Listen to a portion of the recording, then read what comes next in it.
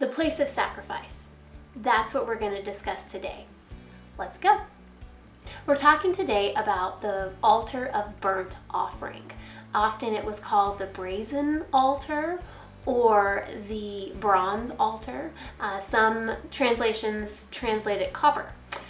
It was made out of acacia wood, once again, and as you know, throughout this whole thing, we've talked about how the acacia wood represents Jesus's humanity.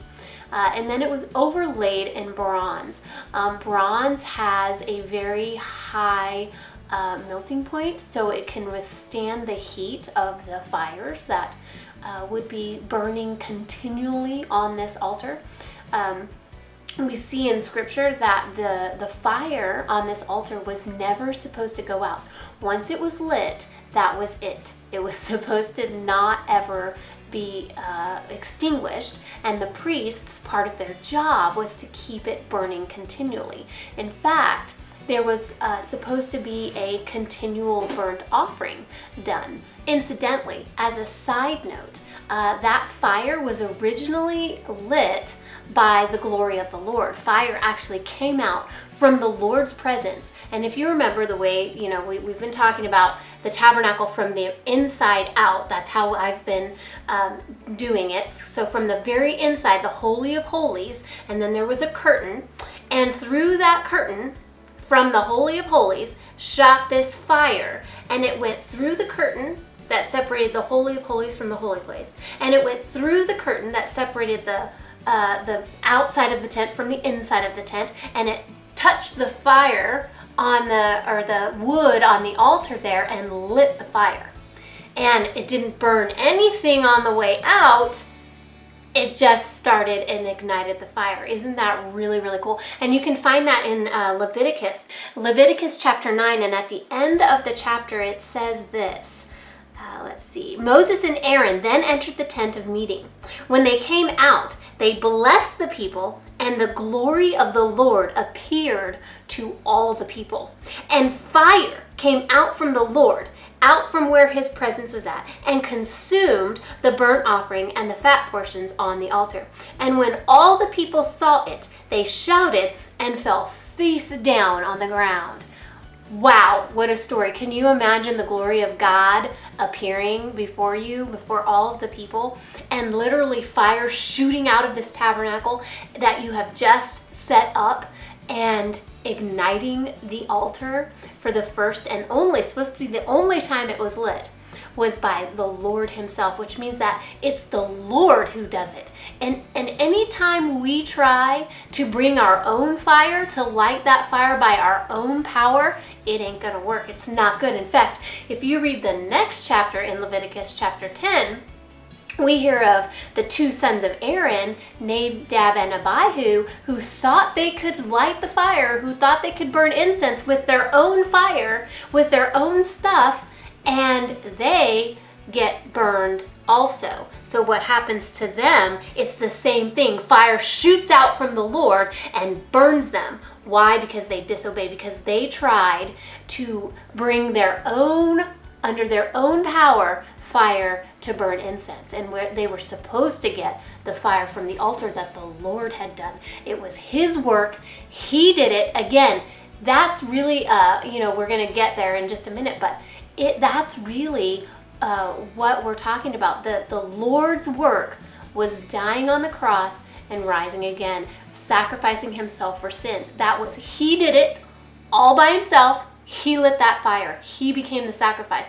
And there's nothing we can do, nothing that we can do to make it any better of a sacrifice. Every single day there was an offering in the morning, there was an offering in the evening, and they were burnt offerings. Burnt offerings were completely burned. So they were put on the altar, and then they were burned to their completion until there was nothing left of that sacrifice. Really, really interesting, because that kind of correlates to us as believers. We become living sacrifices, and we're supposed to completely surrender everything that we are and be a complete and total living sacrifice in that way. So very interesting. This altar of burnt offering was the main place of sacrifice. Like I said, there were sacrifices that happened every single morning. There were sacrifices that happened every single evening. There were sacrifices that happened every month. At the beginning of the month, there was a sacrifice for the month. Then there were sacrifices that were yearly, and there were other sacrifices that came during the feasts. And then, of course, anytime somebody wanted to bring a fellowship offering, they were allowed to do that. Or if there was sin that they were confessing, they had to bring a sin offering. So there were all kinds of different offerings. But this is the place where they were done. And different types of offerings would be burned in different ways. Sometimes there would be portions that would be taken out of the sacrifice and given to the priests. It was part of their allotment. Part of their provision from God was that part of the sacrifices became their food. Very important, because obviously how else would they get to eat, right? Other than the offerings that were given at the tabernacle. So the offerings, a lot of them, became proportional. Part of them became the food for the priests and their families. And so anyway, this altar, I believe, is very representative of the cross of Jesus Christ. It represents the ultimate sacrifice that happened. Brass or bronze is the metal of judgment. So you can see in this that it was all about the judgment. The judgment had to be poured out. And because there was something that took the place of us, when you brought a sin offering or a sin sacrifice, that sacrifice was taking your place and receiving the judgment that was due to you. And so it's really very indicative of what happened on the cross. Christ became that sacrifice, and he took the judgment that was supposed to be put onto me and onto you and onto all of us, really.